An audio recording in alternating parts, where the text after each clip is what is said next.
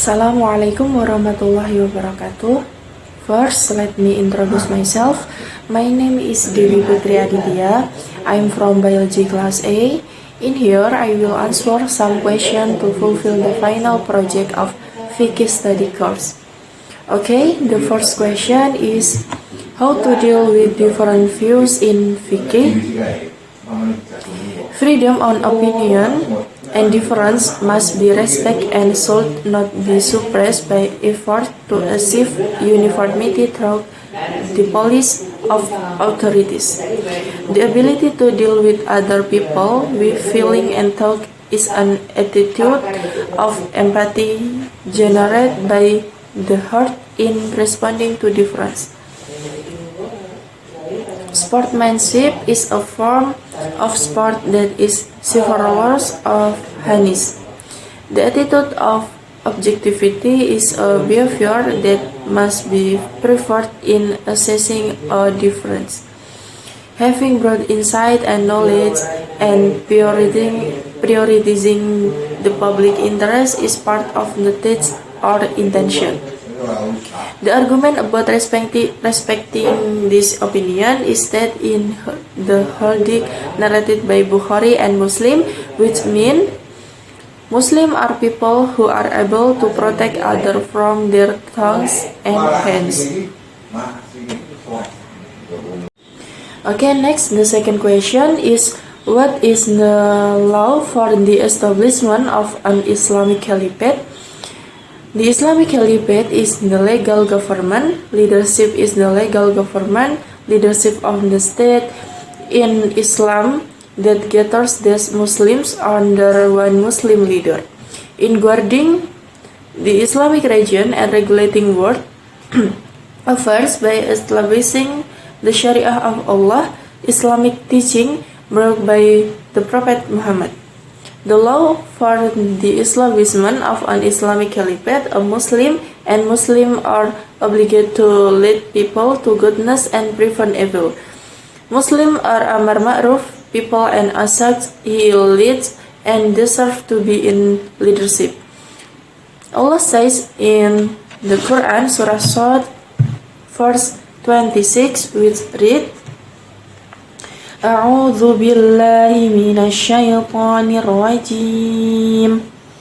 Ya Dawud inna ja'alnaka khalifatan fil ardi fahkum bainan nasi bil haqqi wa la tattabi'il hawa fayudhillaka 'an sabilillah. Innal ladzina yadhilluna 'an sabilillahi lahum 'adzabun syadidun bima nasu yaumal hisab. Which mean, wahai Daud, verily we have made you caliph, ruler on earth, so judge case between human with justice, and do not follow your passion, for he will lead you astray from the way of Allah. Verily, those who stray from the way of Allah will have a severe punishment, because they forgot the day for reckoning. The Islamic kingdom in Saudi Arabia is an example of an Islamic caliphate government system that is not true or does not fit its original context. Saudi Arabia is not an Arab country because what this country does is actually a lot that deviates from Islamic law. Okay, then the third question is how is the law for sex change or surgery? Basically, humans who are born under normal circumstances are created as male or female. A man is called a man if he is blessed with a testis, and a woman is if she has a vagina. Transsexualism is categorized as a gender identity disorder. This type of identity disorder is characterized by a mismatch between the sex and gender identity. Quote from a statement by Ruth Krishnasari, lecturer in Purification and Molecular Biology Laboratory at the University of Surabaya, transsexual can be caused by innate factors, hormones, and gene, and environmental factors. In fact, the sex that Allah has ordained for His servants is a very perfect gift. So it is not justified for His servants to change the gender that has been given. Thus, the law of sex change or transsexual is haram. This is accordance with the word of Allah in the Quran, Surah Al-Hujurat, verse 13, which read, A'udzu billahi minasyaitonir rajim. Ya ayyuhan nasu inna khalaqnakum min dzakarin wa untha wa ja'alnakum syu'uban wa qabaila lita'arafu inna akramakum 'indallahi atqakum innallaha 'alimun khabir. The meaning: Hai mankind, indeed we create you from a male and female and made you into nation and tribe so that you may know one another. Verily, the most honorable of you in the sight of Allah is the one who is most pious among you. So, in conclusion, sex change surgery is not allowed in Islam. Okay, the third question is, what is the law of cloning in an Islamic perspective? According to the term, cloning is a way of duplicating, making an exact copy of living things using the DNA of these living things. The cloning technique performed on animals dates back to 1900, but resulted in cloning of new animals in 1996. Examples of animals that are usually used as cloning media are sheep, chicken, mice, and so on. The law of cloning in different perspectives. Cloning of animals is carried out with the aim of being an alternative to preserving rare animals so that the existence of rare animals can still be maintained. Cloning technique on animal, in addition to multiplying superior seeds, can also help grow new disease-free species. Cloning technique in plants are usually known as tissue culture technique. In addition to animal and plants, it turns out that cloning can also be done on humans.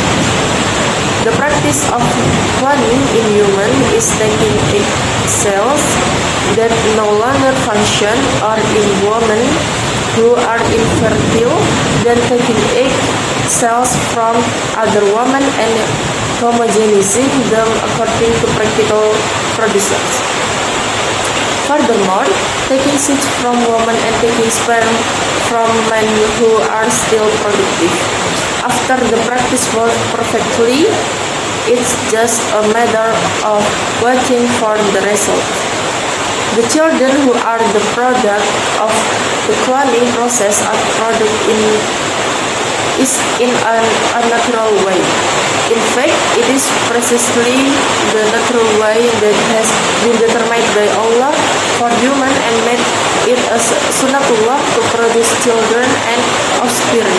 Allah Subhanahu wa Ta'ala says, and that it is He who created her male and female from sin when it is emitted. Surah An-Najm, verse 145 until 46.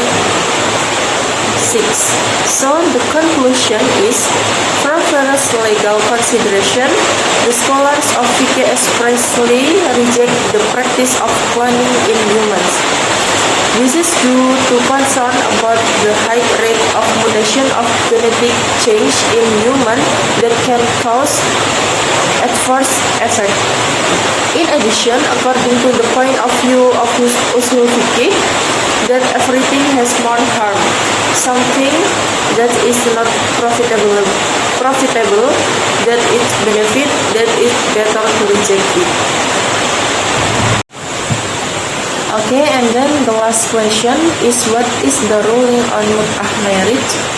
Mut'ah marriage is a marriage that is declared valid for a certain time limit.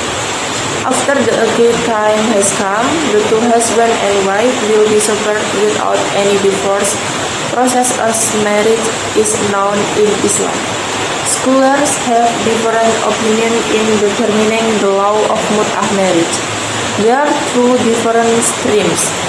The first school says that mut'ah marriage is haram. This opinion is from among the companions including Ibnu Umar, Ali bin Abi Thalib, Ibnu Abi Umrah, Al-Ansari, and others. Then the opinion was strengthened by the Imam of Al-Mazahib, Al-Arba'ah, the Zahiri, and the Jumhur ulama. The second stream, the law of mut'ah marriage is halal. This opinion came from among the companion, including Asma binti Abu Bakar, Ibnu Abbas, Ammar ibnu Hurais, Muawiyah, Jabir ibnu Abdullah, Ibnu Mas'ud, Abu Sa'id al-Khudri. This opinion is supported by the Shia Imamiyah and Rafidah. And then Imam Ash-Shafi'i rahimahullah said, all mut'ah marriage are prohibited. All marriage up to a time but short and long, like this marriage until a certain time or not known. Then the marriage is considered invalid.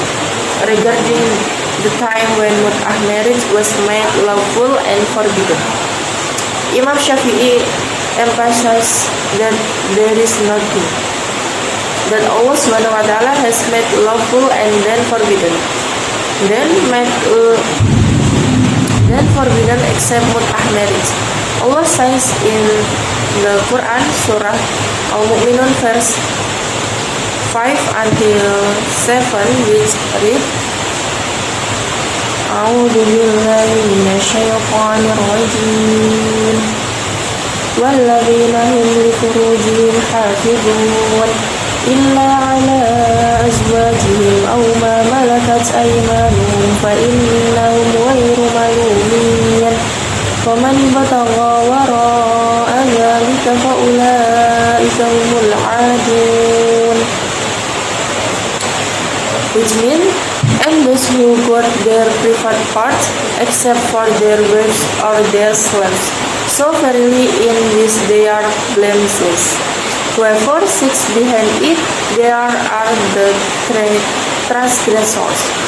So the conclusion in relate to the law of mut'ah marriage according to the Islamic perspective is haram. Okay everyone, maybe that's all I can say. If I'm wrong in speaking, please forgive me. And thanks for your attention. Assalamualaikum warahmatullahi wabarakatuh.